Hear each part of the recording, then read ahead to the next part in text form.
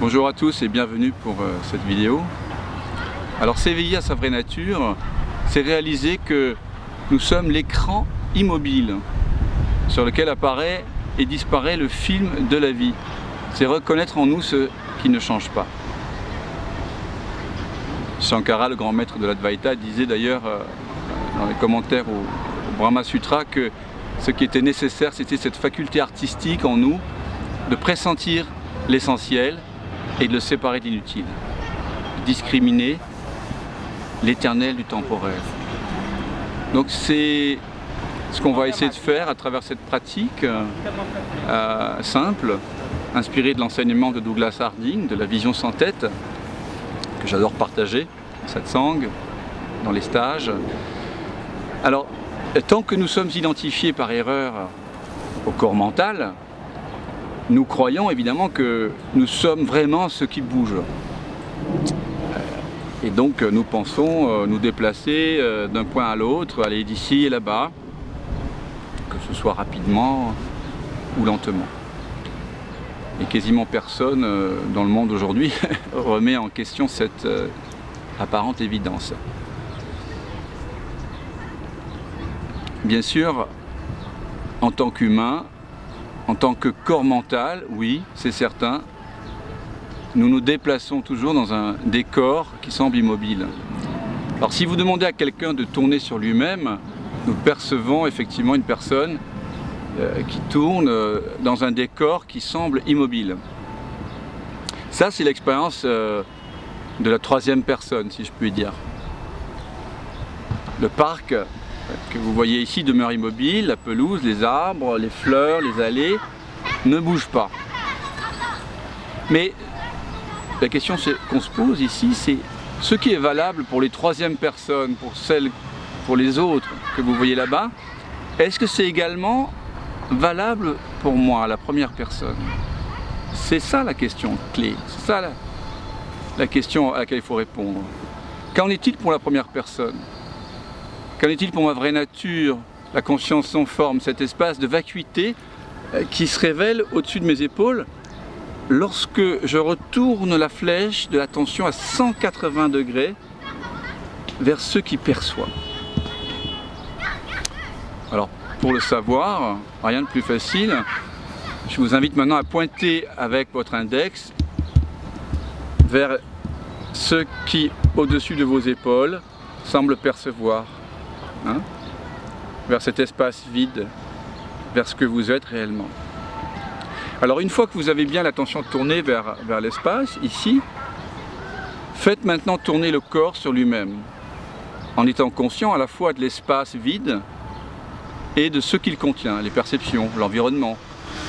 En l'occurrence, ici un jardin, peut-être pour vous une pièce. Depuis cette perspective nouvelle, qu'est-ce qui tourne ? Qu'est-ce qui tourne? Est-ce vous, en tant qu'espace, ou le jardin, ou la pièce qui tourne? Alors, évidemment, je vous invite à faire cette expérience sans faire référence à la mémoire ou à vos savoirs de seconde main. Je vous invite juste à demeurer présent à l'expérience telle qu'elle se donne dans l'instant. Et justement, n'est-il pas évident que ce sont les fleurs, les arbres, les murs, la pièce qui tournent autour de vous? N'êtes-vous pas la vacuité immobile qui fait tourner le monde autour de votre axe, de l'axe que vous êtes? Alors vous pouvez faire tourner le monde de plus en plus vite. Et si vous n'êtes pas centré dans l'espace, évidemment le cerveau ressentira le vertige.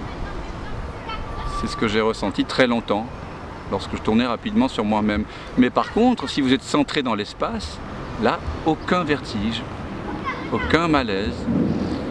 Et c'est d'ailleurs ainsi que les derviches tourneurs de la tradition soufie, qu'avait initié Rumi, font tournoyer le monde autour d'eux pendant des heures entières, cherchant ainsi à se centrer dans l'immobilité, dans leur vraie nature.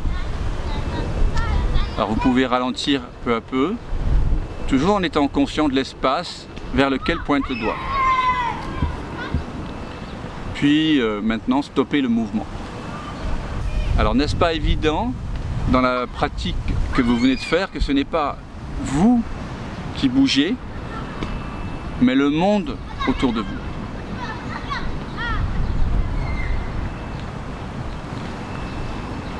Dans la Bhagavad Gita, à un moment donné, Krishna dit à Arjuna,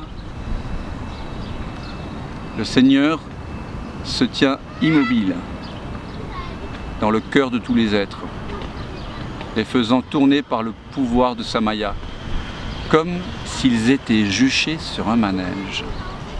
N'est-ce pas l'impression que vous avez lorsque vous êtes centré dans l'espace?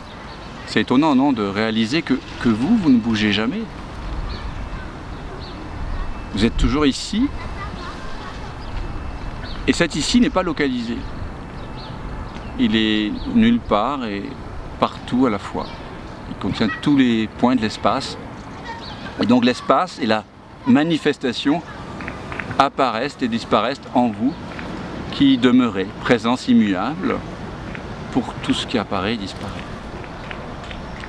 Les choses se déplacent, certes, mais vous n'êtes pas une chose. En anglais, on dit nothing, pour dire non-chose, rien. Donc ce rien que vous réalisez être ne bouge pas. Par contre, il permet à tout ce qu'il contient de bouger librement en vous et autour de vous. Et réaliser cette parfaite immobilité, cette parfaite immuabilité au cœur de ce qui semble bouger, c'est une façon directe de vous éveiller à votre vraie nature. L'invitation est de vivre le quotidien à partir de cet espace qui ne bouge pas, alors que tout semble pourtant bouger en vous. Et lorsque vous vous installez profondément dans l'évidence d'être ce qui ne bouge pas, vous pouvez alors réaliser qu'il y a une parfaite intimité entre vous, en tant que cet invisible, immuable, et toute chose visible qui, elle, bouge. Donc non seulement le mouvement apparaît en vous, qui êtes sans mouvement, mais le mouvement du monde apparaît en tant que vous, comme une expression même de l'immuable. Voilà, amusez-vous bien et je vous invite donc à faire et à refaire cette pratique quand vous le souhaitez pour questionner, toujours remettre en question toutes ces fausses croyances qui nous identifient à un corps, à un mental. Voilà. Réaliser l'immobilité au cœur du monde qui bouge, c'est vraiment une façon très directe de voir sa vraie nature.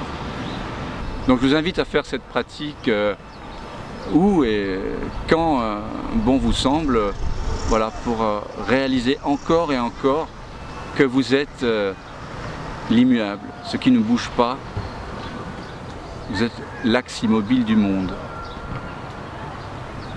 Voilà, belles éclosions à tous. Merci.